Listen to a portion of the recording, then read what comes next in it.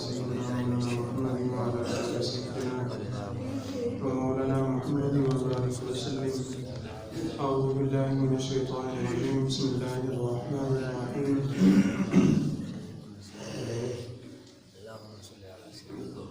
يا أيها الذين آمنوا إنما الخمر والميسر والأنصاب والأزلام رجس من عمل الشيطان فاجتنبوه لعلكم تفلحون.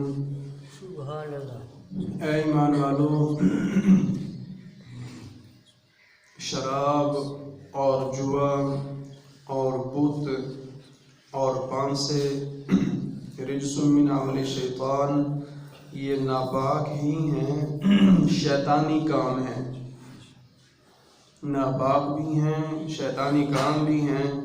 فاجتنبوہ، تم ان سے اجتناب کرتے رہنا، تم ان سے بچتے رہنا، تم ان سے اجتناب کرنا. لعلکم تفلحون، فائدہ تمہارا ہی ہے تاکہ تم فلاح حاصل کر سکو، تم فلاح کو پا سکو، تم کامیاب ہو سکو. اس میں تمہارا اپنا ہی فائدہ ہے، لہذا تم ان سے بچنا. اس میں چیزوں کو شمار کیا گیا ہے. انما الخمر، شراب. شراب یہ خمار یا خمار سے ہے، مطلب دونوں کے ایک ہی ہیں. خمار اس اوڑھنی کو کہا جاتا ہے جو سر پر لینے کی وجہ سے پورا سر جو ہے وہ ڈھانپ لیا جاتا ہے. وہ اوڑھنی کہ جس کو سر پر لینے سے پورا سر جو ہے وہ اس سے چھپ جاتا ہے، ڈھک جاتا ہے، پردے میں آ جاتا ہے، اس کو خمار کہا جاتا ہے. خمار اس چیز کو کہا جاتا ہے جو عقل پر پردے کی صورت میں آ جائے کہ اس کے ذہن پر خمار ہے. تو شراب جو ہے یہ بھی پینے کے بعد انسان کا جو دماغ ہے وہ پردے میں آ جاتا ہے، اس پر پردہ چھا جاتا ہے اور اس پر خمار طاری ہو جاتا ہے، نیند اور غنودگی طاری ہو جاتی ہے، جس کی وجہ سے انسان اپنے ہوش و حواس اور شعور جیسا عظیم ملکہ جو ہے، اللہ کی عظیم عطا اور عقل جو ہے انسان وہ کھو بیٹھتا ہے. اس کو خبر ہی نہیں ہوتی کہ وہ کیا کر رہا ہے، اور اس کو پتہ ہی نہیں ہوتا کہ وہ کیا کہہ رہا ہے.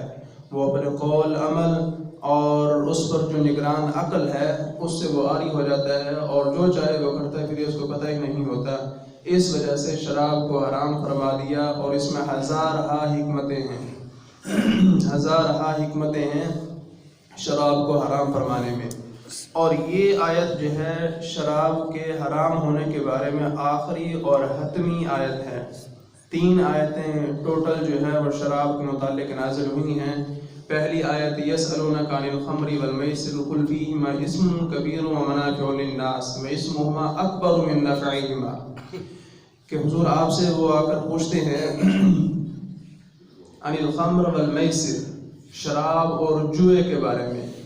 قل فیہما اسم کبیر، آپ انہیں جواب دیں، انہیں فرما دیں کہ اس میں بہت بڑا گناہ ہے. قل فیہما اسم کبیر، اس میں بہت بڑا گناہ ہے، اور واسمہما اکبر من نفعہما، اس میں نفع بھی ہیں اور اس کا جو گناہ ہے وہ ان کے نفعوں سے زیادہ ہے، وہ ان کے نفعوں سے زیادہ ہے. اس وجہ سے تمہاری توجہ جو ہے وہ گناہ کی طرف رہنی چاہیے، نہ کہ اس کے منافع کی طرف. قل فیہما اسم کبیر و منافع للناس، لوگوں کے لیے نفع کا سامان بھی اس میں ہے لیکن اس میں گناہ بھی ہے. دونوں چیزوں کا جب ذکر کر دیا گیا پھر دونوں کا نتیجہ بھی نکال دیا ہے نا. قل فیہما اسم کبیر و منافع للناس، اس میں جو ہے وہ گناہ بھی بہت زیادہ ہے، بہت بڑا گناہ بھی ہے اور نفع بھی ہے. اب انسان کیا کرے، اس کا نتیجہ بھی تو ہونا چاہیے. فرمایا کہ واسمہما اکبر من نفعہما، اس کا جو گناہ ہے وہ اس کے منافع سے زیادہ ہے، لہٰذا اس میں بھی اشارہ ہے اور حکم ہے کہ شراب سے دور ہو جاؤ. حضرت عمر رضی اللہ تعالیٰ عنہ نے اللہ کی بارگاہ میں دعا کی تھی، اس پر یہ آیت کریمہ نازل ہوئی. حضرت عمر نے یہ آیت سنی، سمجھی اور اس کے بعد پھر اللہ کے بارگاہ میں دعا کی، مالک اور حکم نازل فرمائے شراب کے متعلق. پھر دوسری آیت نازل ہوئی، یا ایھا الذین آمنوا لا تقربوا الصلاۃ وانتم سکارى حتى تعلموا ما تقولون، اے ایمان والو تم نشے کی حالت میں، سوکر کی حالت میں نماز کے قریب نہ جاؤ.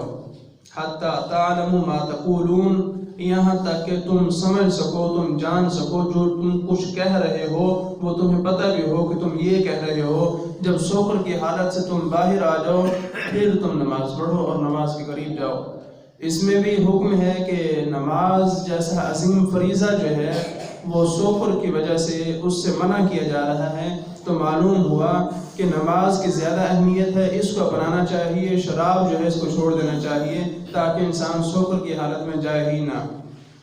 اور پھر حضرت عمر رضی اللہ تعالیٰ عنہ نے پھر دعا کی کہ مالک کوئی حتمی فیصلہ نازل فرما کہ جس سے جو ہے وہ دو ٹوک بات جو ہے وہ مکمل ہو جائے. پھر یہ آیت کریمہ نازل ہوئی جس میں فرمایا گیا کہ یہ شراب، جوا اور بت اور پانسے کے جو تیر ہیں، رجسن، یہ تو پلیتی ہیں، یہ تو ناپاک ہیں. اور ذہنی آلودگی بھی ہوتی ہے، ذہنی آلودگی کے یہ ذہن پر چھا جاتے ہیں جس کی وجہ سے ذہن جو ہے وہ آلودہ ہو جاتا ہے، خلط ملط ہو جاتا ہے، عقل جو ہے وہ اپنا کام کرنا چھوڑ دیتی ہے، شعور جو ہے وہ ختم ہو جاتا ہے. اس وجہ سے یہ ناپاک ہے. من عمل الشیطان، یہ شیطانی کاموں میں سے ہے، شیطانی کاموں میں سے ہے. حدیث پاک میں ہے، حضرت ابراہیم نخعی رحمۃ اللہ تعالیٰ علیہ سے مرسلاً یہ روایت ہے کہ نبی کریم صلی اللہ تعالیٰ علیہ وسلم نے ارشاد فرمایا کہ میری امت کی ایک جماعت وہ رات اس طرح بسر کرے گی کہ وہ کھانے پینے میں مصروف رہے گی، لہو و لعب میں مصروف رہے گی، اور صبح جب ہوگی تو فرمایا کہ ان کی شکلیں جو ہیں وہ بندروں اور سوروں کی شکلوں میں تبدیل ہو چکی ہوگی. ان کی شکلیں مسخ ہو چکی ہوں گی، سوروں اور بندروں کی شکلوں میں ان کی شکلیں جو ہیں وہ تبدیل ہو چکی ہوں گی. پھر ان کے محلات پر، ان کے محلوں پر جو ہے وہ ہوا چلائی جائے گی. وہ ہوا ان کو اس طرح بکھیر کر رکھ دے گی جس طرح پہلے والی قوموں کو بکھیر کر رکھ دیا گیا. فرمایا کہ اس کی وجہ کیا ہے؟ اس لیے کہ وہ شراب کو حلال سمجھتے ہوں گے، وہ شراب کو حلال سمجھتے ہوں گے اور آلات موسیقی کو وہ استعمال کرتے ہوں گے، میوزک کے شوقین ہوں گے اور سوز و ساز کے جو ہے وہ شوقین ہوں گے. اور پھر فرمایا کہ انہوں نے گانے والیاں جو ہیں وہ بنا رکھی ہوں گی، یعنی کہ انوائٹ ہوگا، پورا ایک پروگرام ہوگا. جس طرح آج آپ دیکھ رہے ہیں کہ راتیں جو ہیں وہ اسی طرح گزر رہی ہیں، اسی طرح گزر رہی ہیں، اور یہ ساری چیزیں اس میں پائی جاتی ہیں. اس میں میوزک بھی ہے اور اس میں گلوکار بھی ہیں، ڈانس بھی ہے، شراب بھی ہے، لہو و لعب بھی ہے، کھانا پینا بھی ہے. تو راتیں جب اس طرح گزرنا شروع ہو جائیں تو سمجھ لیں کہ اب جو ہے شکلیں تبدیل ہونے والی ہیں اور اب جو ہے یہ ہلاک ہوں گے. تو اس وجہ سے شراب سے بچنا نہایت ضروری ہے. مسلمان کو عقل اور شعور جیسی عظیم دولت سے نوازا گیا ہے، اور یہ اس کا تو ایک کلمہ جو ہے وہ بھی اس کو اسلام سے باہر نکال سکتا ہے. ایک کلمہ، ایک بات اس کو اسلام سے باہر نکال سکتی ہے. تو اس کی گفتگو پر، اس کے عمل پر عقل اور شعور کا پہرا دیا ہے تاکہ وہ سوچ سمجھ کر اپنی عقل کو استعمال کرتے ہوئے ہر کام کرے، ہر بات کرے، اور ہر وہ چیز جس سے انسان کی عقل کو نقصان پہنچے، اس کے شعور کو نقصان پہنچے، اسلام میں وہ ناجائز قرار دے دی گئی کہ نہیں، تم اس کو استعمال نہیں کر سکتے تاکہ تمہاری عقل اور تمہارا شعور جو ہے وہ ختم نہ ہو. لیکن اس کے باوجود پھر بھی اگر کوئی شراب کی طرف آتا ہے تو عربی کا مجھے مقولہ یاد آ رہا ہے کہ الخمر کالبول، شراب حرام ہونے کے بعد جو ہے وہ پیشاب کی طرح ہے.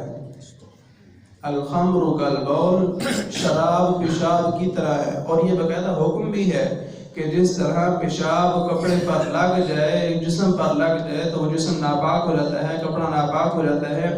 اسی طرح شراب اگر کپڑے پر لگ گئی ہے کپڑا ناپاک ہے، اور جسم پر لگ گئی ہے جسم ناپاک ہے.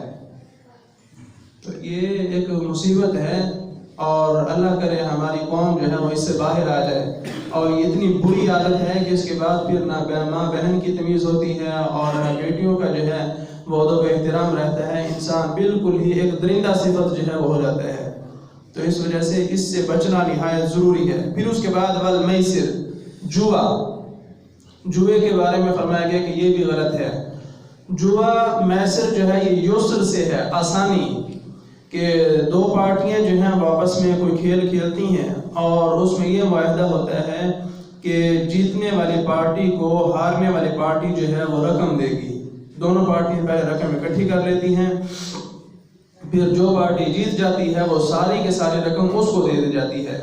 یہ چاہے دو فرد کھیل رہے ہوں، دو گروہ کھیل رہے ہوں، یا دو ملک کھیل رہے ہوں، یا دو سلطنتیں کھیل رہی ہوں، حکم ایک ہی ہے۔ جوا جو ہے وہ جوا ہی ہے، چاہے وہ میچ کی صورت میں ہے، چاہے ہاکی کی صورت میں ہے، چاہے جناب وہ آپ کے تاش کے صورت میں ہے، کسی صورت میں بھی ہے، ہارنے والی پارٹی کا، ہارنے والے بندے کا پیسہ جو جیتنے والی پارٹی ہے، جیتنے والے بندہ ہے، اس کو دے دیا جاتا ہے۔ وہ آسانی کے ساتھ ہارنے والے بندے کے مال کا مالک ہو جاتا ہے، اس وجہ سے اس کو جوا کہا جاتا ہے، اور یہ بھی ناجائز ہے، یہ بھی غلط ہے۔ اور پھر فرمایا کہ والانصاب، اور بت، والازلام، اور پانسے کی تیر۔ زمانہ جاہلیت میں تیر کی طرح کی بریک بریک لکڑیاں جو ہیں وہ بنائی جاتی ہیں یا کلمیں بنائی جاتی ہیں، پھر ان کے ذریعے اپنی قسمت کو معلوم کیا جاتا۔ جس طرح آج ہمارے لوگ جو ہیں وہ پتہ کرتے ہیں نا ہماری قسمت کے حالات بتائیں، اور بتانے والے بھی بیٹھے ہیں، بتانے والے بھی بیٹھے ہیں، علم سے آری، اور نہ کوئی شریعت کا پتہ، اور نہ ہمیں کوئی اپنے تقدیر پر، ایمان پر جو ہے وہ کوئی خاصی اس پر جو ہے وہ گرفت حاصل ہے۔ بس ٹھیک ہے جی، آپ ہمارا ہاتھ دیکھیں، ہمیں تقدیر کے حالات بتائیں۔ تقدیر پر ایمان کیا ہے؟ جب مؤثر حقیقی اللہ رب العزت ہے، آپ تو ہاتھ کی لکیریں دیکھ کر آ گئے ہیں، اور لکیروں کو تبدیل کرنے والا بھی تو ہے، اس کو تبدیل بھی تو کر سکتا ہے۔ تو اس وجہ سے ان چیزوں سے منع کر دیا گیا۔ زمانہ جاہلیت میں یہ تھا کہ 3 کلمیں بنا لی جاتی ہیں، ایک کے اوپر لا، اور دوسری کے اوپر نام، اور تیسری کو خالی چھوڑ کر پانی میں پھینک دیا جاتا۔ اور اگر تو نام والی، نام کا معنی ہے ہاں جی، اگر یہ قلم، یہ لکڑی جو ہے وہ آگے چل نکلتی دوسریوں سے، تو سمجھ لیتے کہ ہاں جو ہم کام کرنا چاہتے ہیں یہ ٹھیک ہے، وہ کرتے ہیں۔ اور اگر لا والی، نہیں والی لکڑی جو ہے، قلم جو ہے وہ آگے نکل جاتی، تو پھر جو ہے اس کام کو نہیں کرتے۔ یعنی کہ اللہ کے حکم کے جو پابند نہیں ہوتے، پھر وہ قلموں کے پابند ہوتے ہیں، لکڑیوں اور تنکوں کے پابند ہوتے ہیں۔ آج ہمارے ہاں بھی تو ایسا ہے نا کہ جی میں صبح کام کے لیے نکلا، سامنے سے بلی گزر گئی ہے، کوا آ گیا ہے، یہ منحوس بندہ مل گیا ہے مجھے، اب میرا کام نہیں ہوگا۔ یہ کیا ہے؟ اللہ رسول پر اتنا ہی ہمارا عقیدہ جو ہے وہ کمزور ہو چکا ہے، تقدیر پر ہمارا اتنا ہی ایمان رہ چکا ہے کہ اب ہم بندے کو منحوس سمجھ رہے ہیں، کبے کو، اور پتہ نہیں کس کس چیز کو ہم منحوس سمجھ رہے ہیں۔ تقدیر پر ایمان رکھیں، مؤثر حقیقی اللہ رب العزت ہے، اس کی بارگاہ میں دعا کریں کہ مالک ہمیں خیر عطا فرما، ہمارے حق میں بہتر فیصلے فرما، اور ہماری ضروریات کو پورا فرما، ہماری دعاؤں کو قبول فرما، جو صحیح بات بھی ہے۔ لیکن ہم اس طرف نہیں جائیں گے، اپنی عقل کو جب استعمال کریں گے تو یہ بھی غلط ہے اور یہ بھی ناجائز ہے۔ فرمایا کہ والازلام، پانسے کے تیر جو ہیں، رجس من عمل الشیطان، یہ شیطانی کام ہے، فاجتنبوہ، تم ان سے بچتے رہنا، لعلکم تفلحون، تاکہ تم جو ہے فلاح حاصل کر سکو۔ اب شراب، جوا، بت اور پانسے کے تیر، آپ سمجھ سکتے ہیں کہ یہ کس پیرائے میں، کس انداز سے چیزوں کو جمع کیا جا رہا ہے۔ شراب کو بتوں کے ساتھ جو ہے وہ ملا کر بیان کیا جا رہا ہے۔ جس طرح بت پرستی کو ہم عظیم گناہ سمجھتے ہیں کہ یہ شرک ہے، گناہ ہے، اسی طرح اسی ترتیب میں جوے کو بھی بیان کیا گیا ہے، جوا بھی گناہ ہے۔ اسی طرح شراب کو بیان کیا گیا ہے، شراب بھی گناہ ہے۔ اسی طرح بدشگونی اور تقدیر پر ایمان نہ رکھنا اور پانسے کے تیر جو ہیں، اس طرح کی چیزوں کا استعمال کرنا، یہ بھی گناہ ہے۔ لیکن ہم کیا ہے، ہم بتوں کو تو برا سمجھتے ہیں، لیکن افسوس کہ ہمارے ہاں شراب بھی چل رہی ہے، جوا بھی چل رہا ہے، اور بدشگونی بھی چل رہی ہے۔ تقدیر پر صحیح طریقے سے ایمان ہی نہیں ہے کہ سارا کچھ کرنے والا اللہ تعالیٰ ہی ہے۔ اگر آپ چاہتے ہیں کہ ہمارے حق میں بہتر ہو، ہم اس کی بندگی میں آئیں، اس کی عبادت کریں، اس کی بارگاہ میں دعا کریں کہ مالک ہمارے حال پر فضل فرما، ان ساری چیزوں سے جو ہے جو منع کی گئی ہیں ان سے بچیں، اس میں فائدہ ہمارا ہی ہے۔ لعلکم تفلحون، تمہیں فلاح نصیب ہوگی۔ تمہیں کامیابی نصیب ہوگی۔ اللہ رب العزت کی بارگاہ میں دعا ہے کہ اللہ تبارک و تعالیٰ قرآن و سنت کے مطابق ہمیں اپنے عقائد اپنے اعمال کو درست رکھنے کی توفیق عطا فرمائے اور اس کے صدقے ہماری مغفرت فرمائے۔